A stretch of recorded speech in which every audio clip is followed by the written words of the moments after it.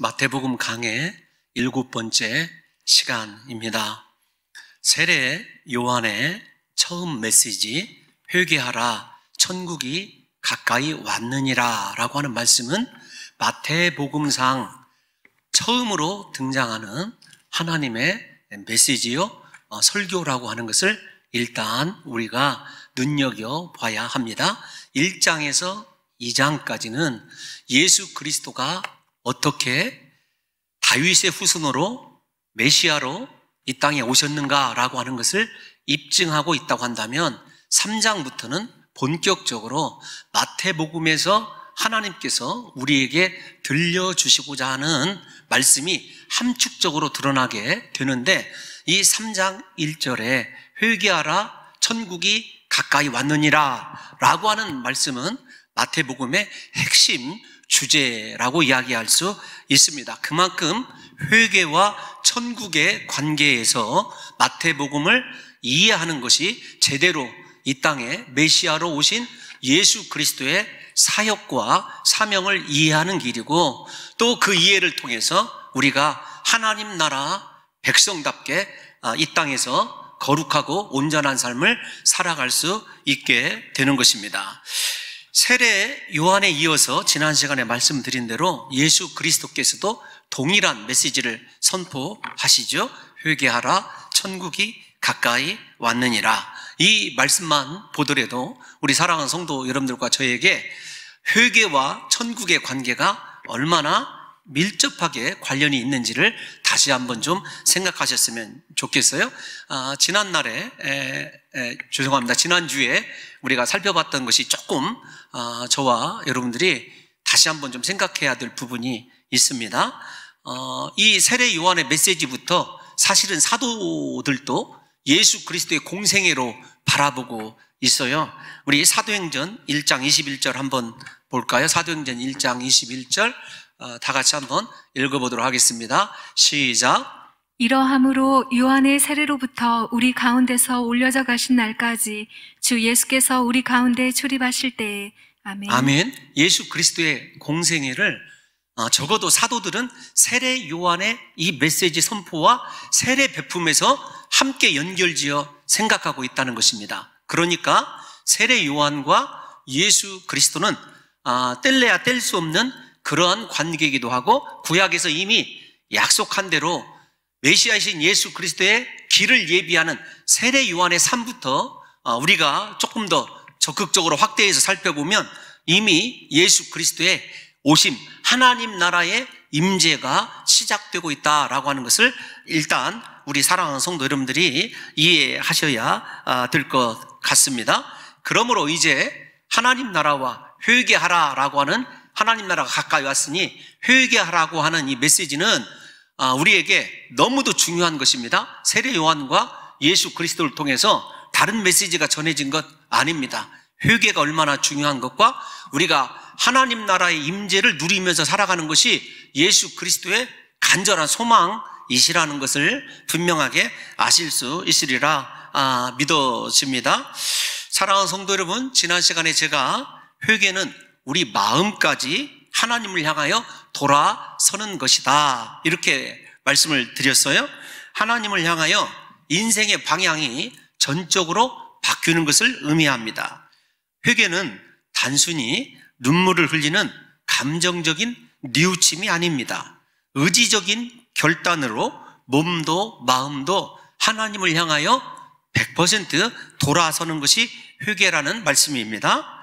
회개할 때 우리는 비로소 하나님 나라를 우리 속에 맞이하게 되는 것입니다. 회개하는 사람들에게 다른 말로 말씀드리면 하나님의 나라가 임재하는 것입니다. 다시 강조하자면 회개 없이는 예수 그리스도를 통하여 이 땅에 허락되어진 하나님의 임재는 경험할 수 없다는 것입니다. 회개할 때 우리 속에 하나님이 거하시며 우리를 말씀과 성령으로 다스리시고 우리 삶을 함께 하시며 인도하여 나아가시는 것입니다. 이것이 하나님 나라입니다. 왕 되신 하나님께서 나와 함께 하시고 나를 말씀으로 다스리시고 내 인생을 전적으로 주관하시는 것, 이것이 하나님 나라이고 하나님이 내 속에서 그렇게 온전히 나를 주장하시고 내 인생을 그분이 원하시는 대로 쓰시게 하기 위하여 우리에게 절대적으로 필요한 것이 회개다, 이렇게 말씀을 드렸습니다. 그러면 우리가 진실로 회개하였다라고 하는 것이 무엇을 의미할까요? 그것은 회개에 대한 열매가 있는지를 확인해 보면 알 수가 있습니다.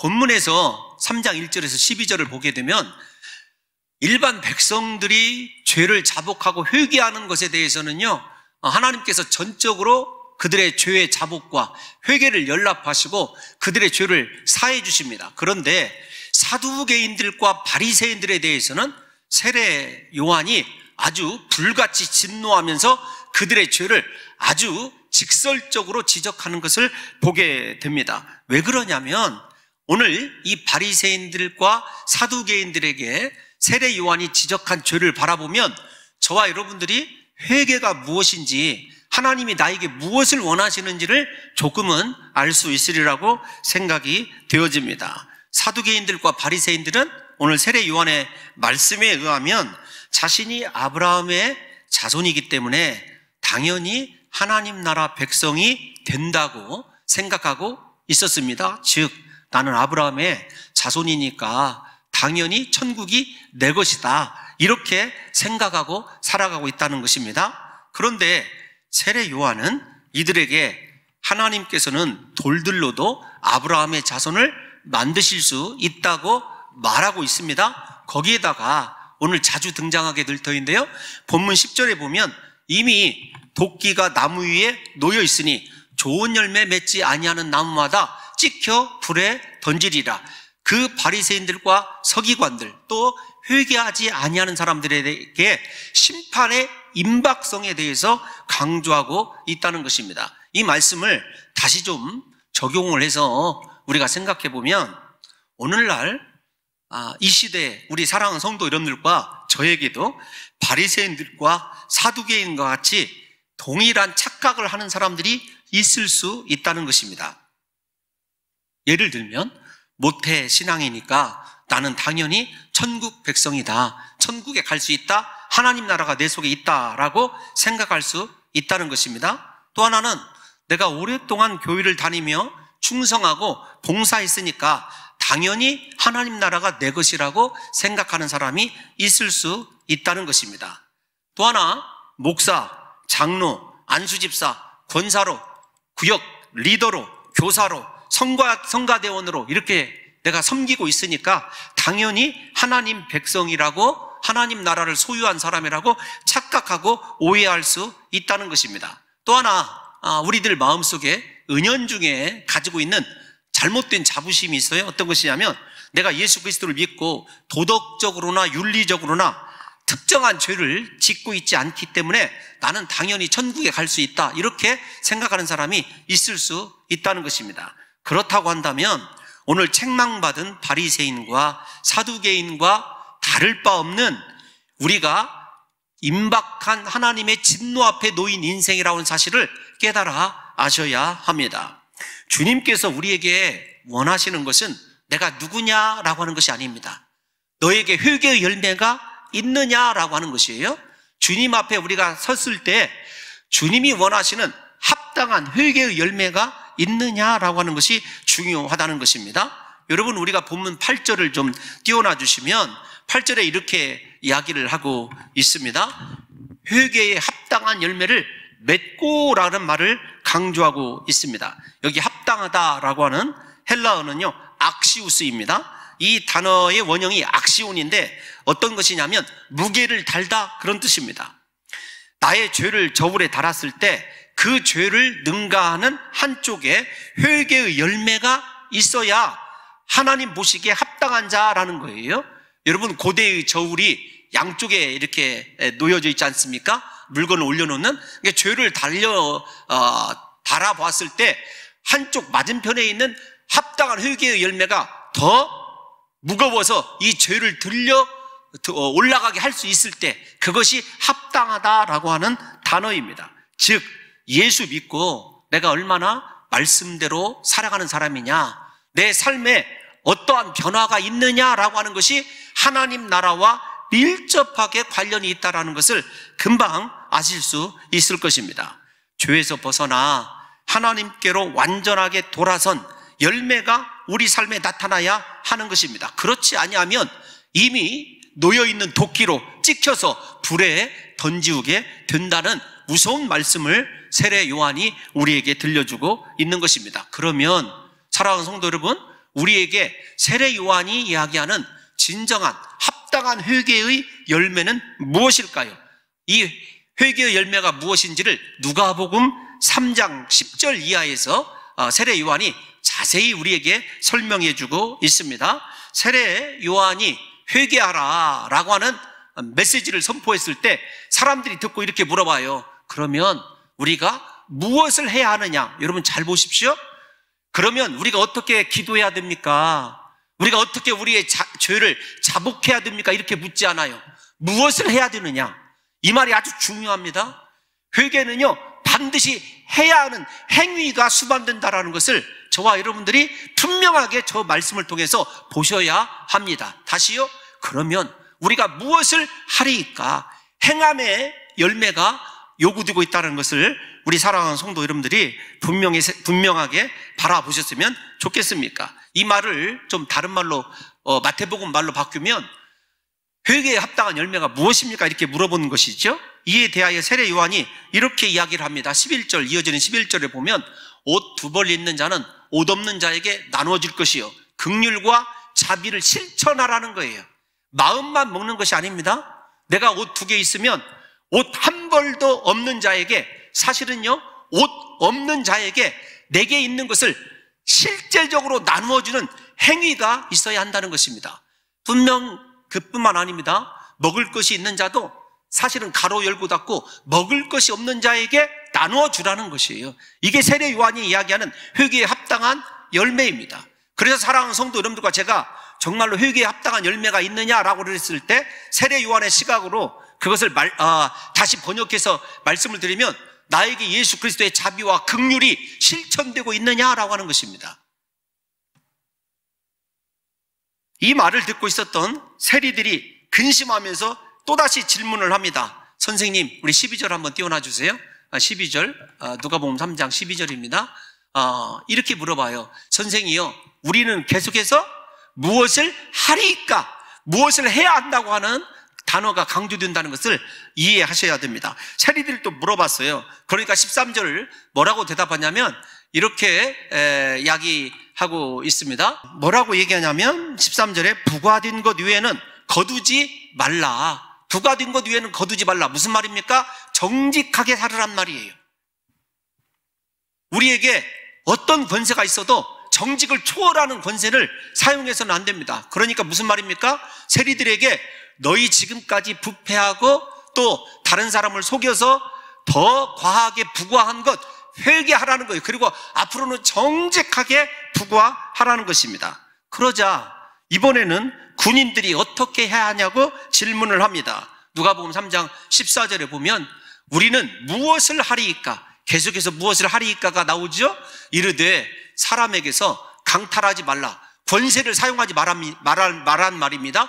무력을 사용하지 말라는 거예요. 두 번째로는 거짓으로 고발하지 말고, 여러분 우리나라에서 요즘에 벌어지는 일들 가운데 보면 없는 죄도 만드는 경우가 여러분 상당히 있는 것 같아요. 이것을 생각해 보십시오.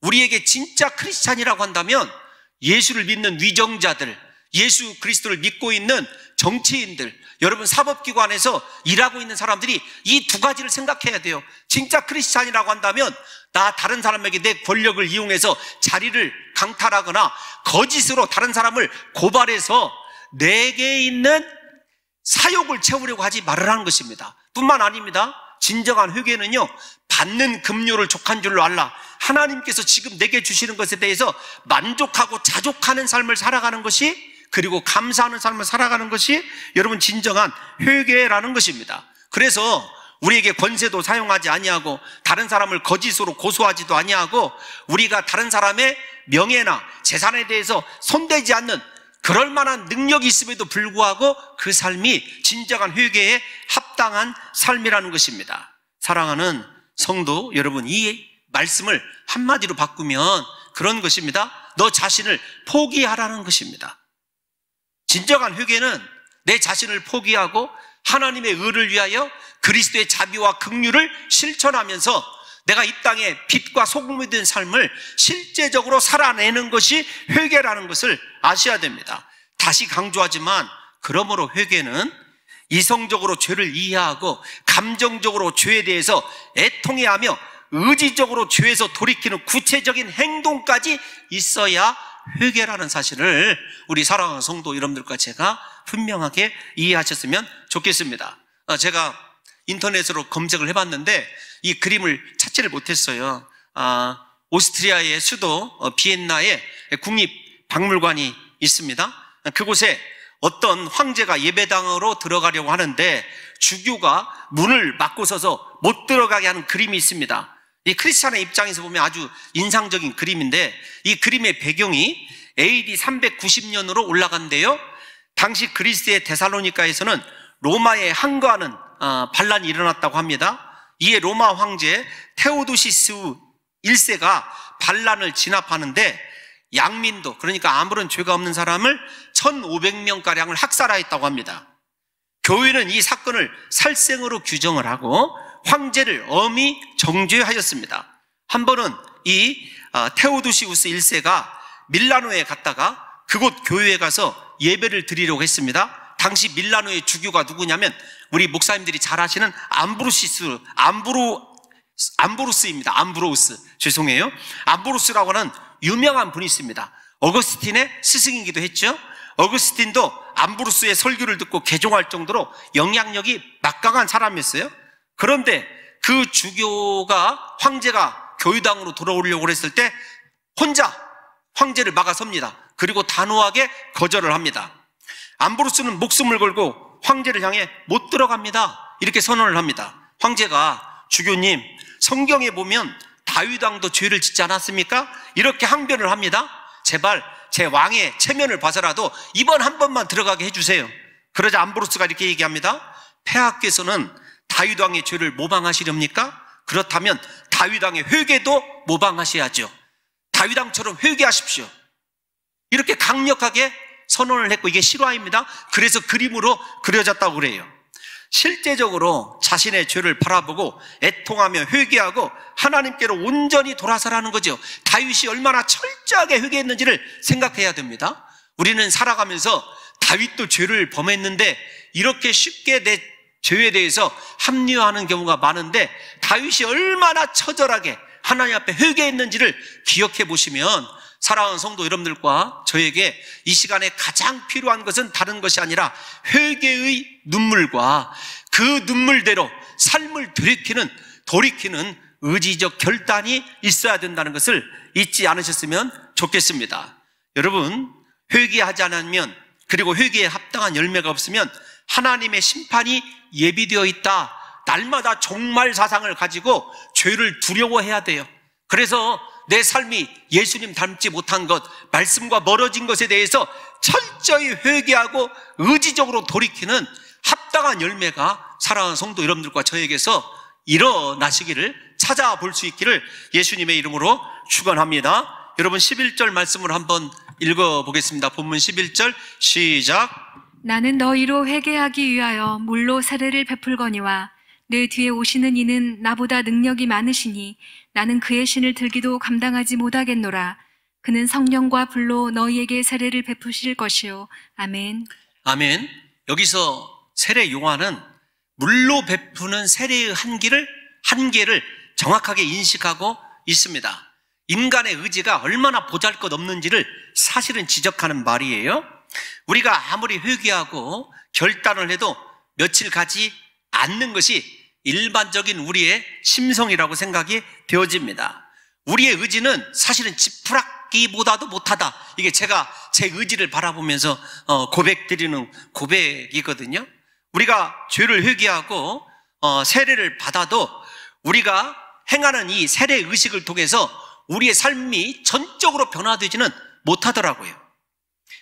세례를 받아도 그 은혜와 감격도 오래가지 못할 뿐만 아니라 며칠 있으면 우리 마음이 얼마나 죄로 또 가득하게 되는지 사랑하는 성도 여러분들이 잘 아시고 계시지 않습니까? 그래서 우리에게 필요한 것이 무엇이냐면 성령의 역사입니다. 성령의 도우심이에요.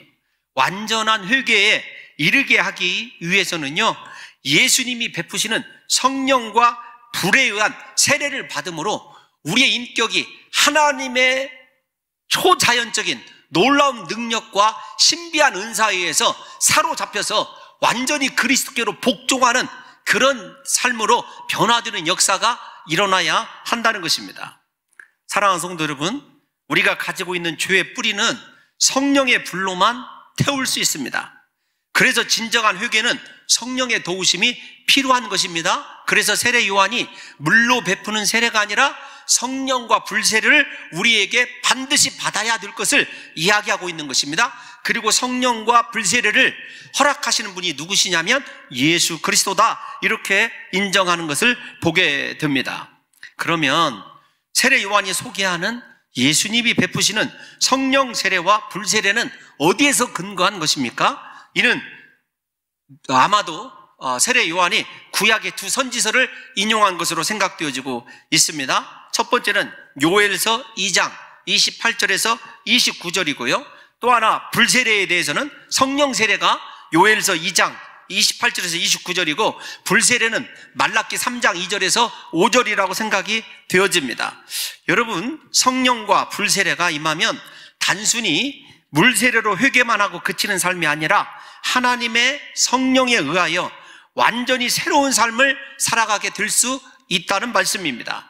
우리가 다시 하나님의 자녀답게 하나님 나라의 백성답게 살아가기 위해서는 말씀으로, 지적으로, 이성적으로만 죄를 깨닫는 신앙이 아니라 우리에게 성령이 임함으로 완전히 삶이 변화된 예수님 닮은 삶을 살아가는 변화의 역사가 성령과 불에 의해서 일어나야 된다라는 말씀입니다.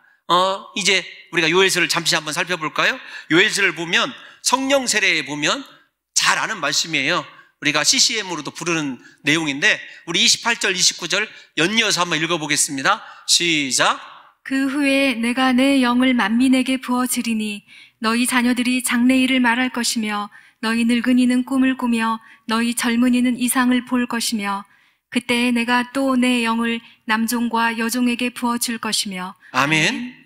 예수 그리스도가 오실 때를 이야기하고 있어요. 그리스도가 오셔서 우리에게 물질로 부육해주고 우리의 육체를 병이 안 걸리도록 튼튼하게 해주고 우리의 삶을 무엇을 하든지 만사형통으로 해주시겠다고 약속하신 것이 아니라, 여러분 물론 그것도 부차적으로 따라오는 것이기도 하지만 중요한 건 모든 선지서의 핵심이 성령에 관한 것입니다. 우리가 잘 아는 대로 에스겔서에서도 성령에 의한 우리의 변화된 삶을 예수 그리스도를 통해서 이룰 것을 약속해주고 있지 않습니까? 그러므로 사랑하는 성도 여러분들이요, 우리가 예수 그리스도를 믿고 성령 세례를 받았다라고 하는 것은 어떤 것이냐면 우리 안에 진리의 말씀이 충만하게 되고 이 땅의 것이 아니라 하나님의 비전, 하나님의 은혜, 하나님의 은사, 하나님의 신비한 능력으로 우리의 속사람이 채워지게 되는 것을 성령 세례다, 이렇게 이야기하고 있는 것입니다. 그래서 예수님께서도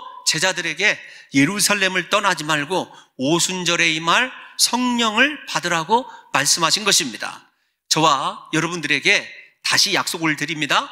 여러분, 우리에게 필요한 것은 이 세상 것이 아닙니다. 성령이 우리 가운데 임재하셔서 우리가 하나님의 비전을 받고 하나님의 마음을 이해하고 하나님의 능력이 내 능력이 되어서 세상 모든 사람들에게 하나님을 보여주는 것, 살아계신 하나님을 나타내 주는 것, 이것이 성령 세례의 가장 근본적인 목적이라고 하는 것을 이해하셔야 됩니다. 그래서 진짜 예수 그리스도를 믿는 사람은요, 하나님 나라만 소망합니다.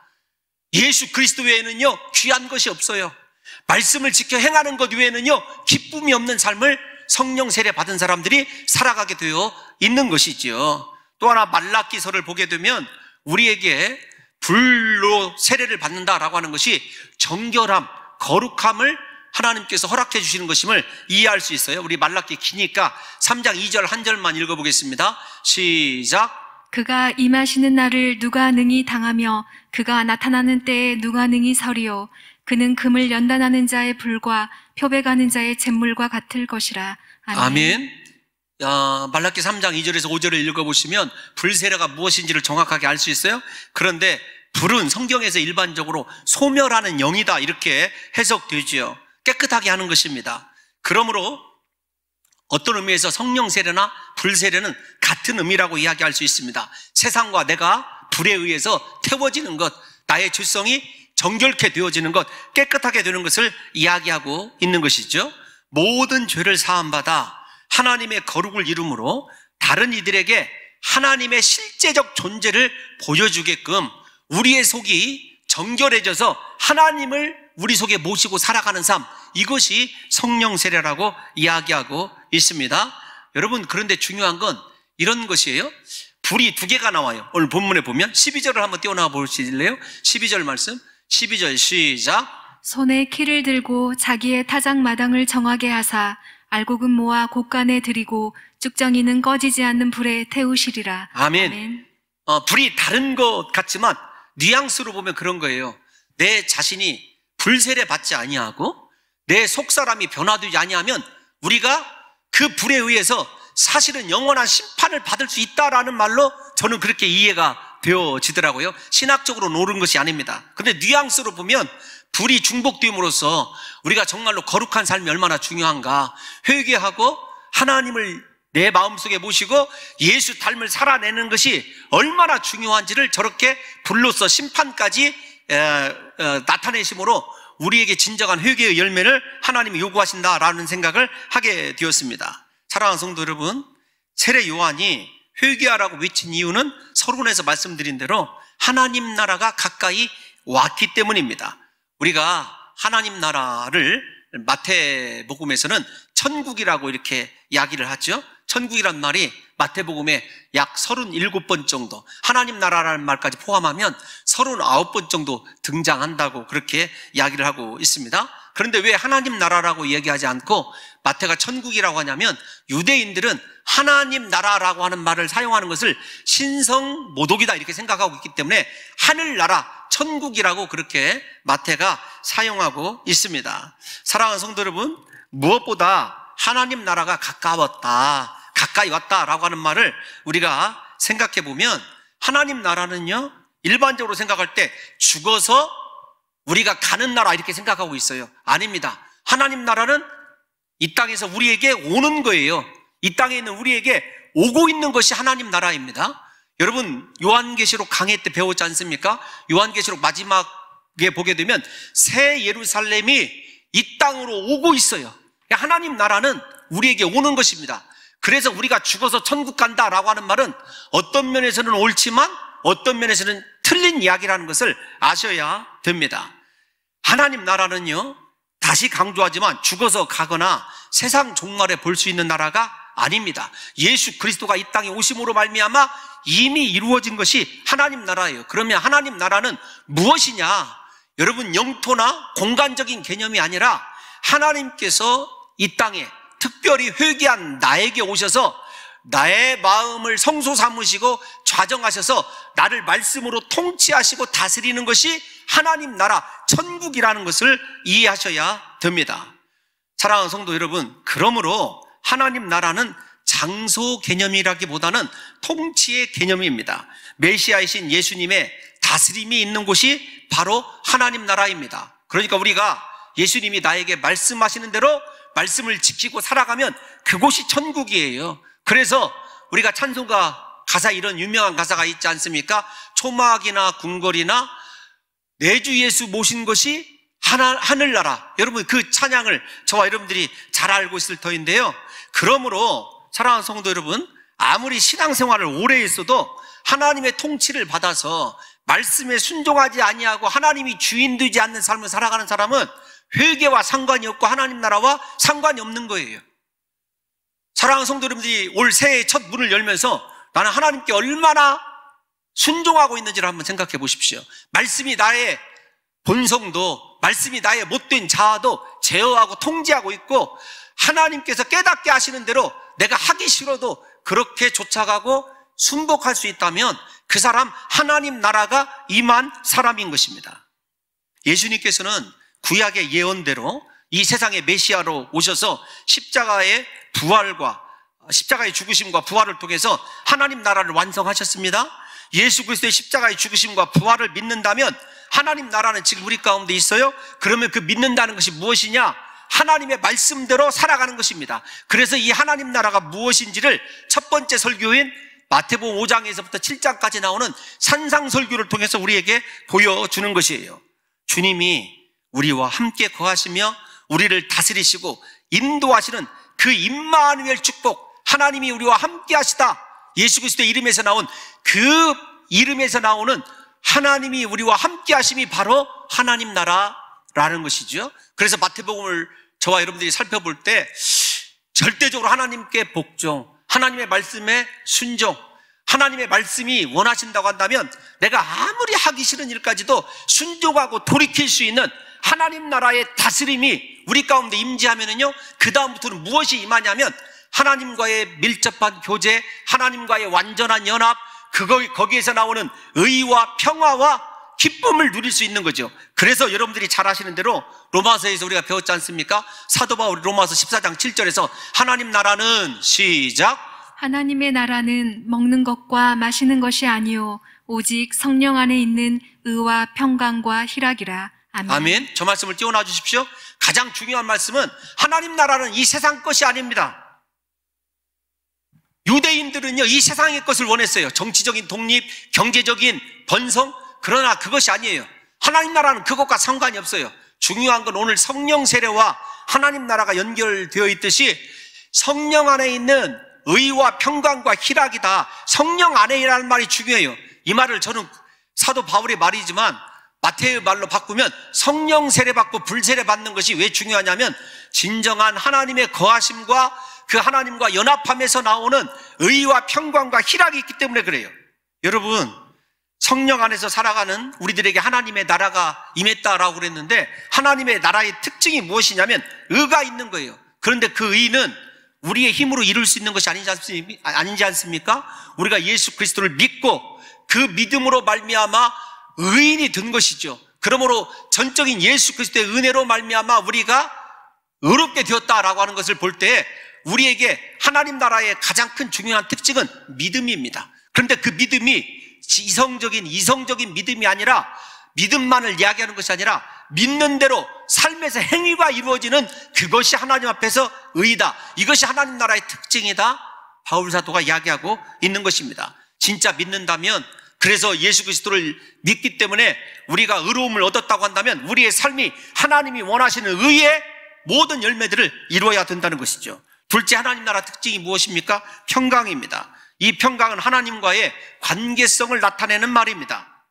즉 나는 죽고 내 안에 예수님만, 말씀이 살아서 충만한 상태, 그것이 하나님 나라의 샬롬, 평화의 복이라는 것입니다.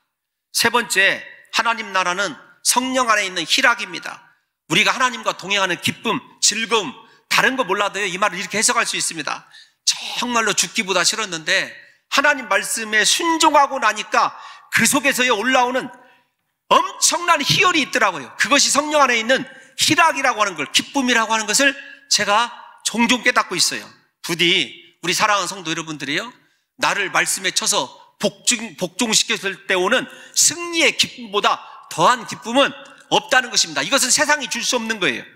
그 복종을 통해서 하나님과 내가 밀접하게 그렇게 교제할 때 우리에게 하나님의 나라는 이루어지고 진실로 성령 안에서 내가 하나님과 교제를 이룸을 통해서 저와 여러분들에게 언제나 믿음의 역사, 의로운 열매, 하나님이 주시는 진정한 샬롬의 평강의 복이 우리의 것이 될 뿐만 아니라 사랑하는 성도 여러분들과 저에게 회개를 통해서, 여러분 이렇게 생각하십시다. 다른 걸로 생각하지 마시고, 여러분 죄사함 받으면 얼마나 기쁘고 행복한지 여러분 잘 아시지 않습니까? 어렸을 때 부모님에게 잘못해서 그 잘못한 것에 대해서요, 아버지께서 이야기할 때까지는 얼마나 고통의 시간인지 몰라요? 그런데 그것 까발려지고, 죄송합니다, 속어를 써서 종아리 맞고 해결받으면은요, 정말로 두 다리 뻗고 잘 수 있어요. 제가 너무 저속하게 표현했는지 모르지만 진정으로 회개하고 성령 안에서 내가 하나님 안에서 발견될 때 오는 이 의와 평강과 희락은요, 이루 말할 수 없는 축복이거든요. 사랑하는 성도 여러분, 하나님 나라의 특징인 의와 평강과 희락은 우리 의지로 소유하는 것이 아니라 내가 성령 안에 거함으로 내 안에 온전하신 예수님의 다스림이 있을 때만 가능한 것입니다. 부디 사랑하는 성도 여러분과 제가 철저히 이번 한 주 회개하면서 하나님 나에게 성령을 부어주옵소서 기도하실 때 여러분 사도행전을 읽어보십시오. 회개하고 성령을 받았더라, 회개하고 성령을 받았더라는 말이 수십 차례 반복되고 있다는 것을 깨닫게 될 것입니다. 부디 우리 봉동중앙교회 모든 성도들이 다 철저히 회개하고 성령 세례, 불 세례 받음으로 말미암아 우리가 거룩하게 되어서 봉동중앙교회 성도들만큼은 하나님 닮았노라고, 저들을 바라보면 하나님 나라를 볼 수 있노라고 그렇게 인정받으시는 놀라운 역사가 올 한 해 일어나시기를 예수님의 이름으로 축복합니다.